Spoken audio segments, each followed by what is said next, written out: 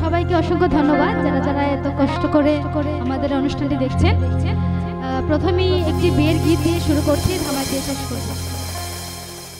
যার গান ইতিমধ্যে আমাদের সিলেট বিভাগের এমন কোন গায়ের হলুদ অনুষ্ঠান নেই যার গান বাজে না।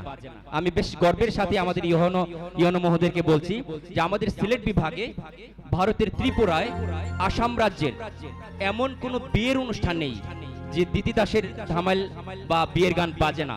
বিশেষ করে ওর বাইজনারি স্বামীর বাসী গানটি ইউটিউবে 14 মিলিয়ন প্লাস ভিউ হয়েছে, 15 মিলিয়ন হওয়ার পথে।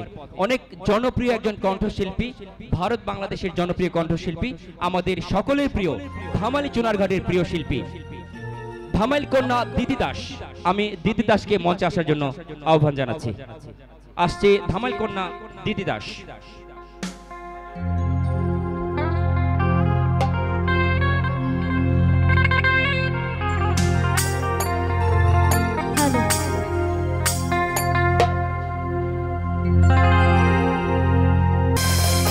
আমাদের পেছনে মেয়েরা আছে, সবাইকে অনুরোধ করছি স্টেজে আসার জন্য।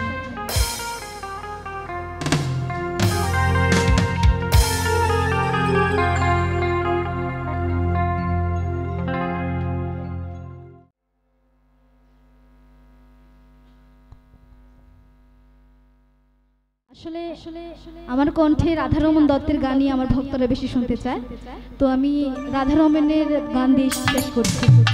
গানটি হচ্ছে বলো গো সখী।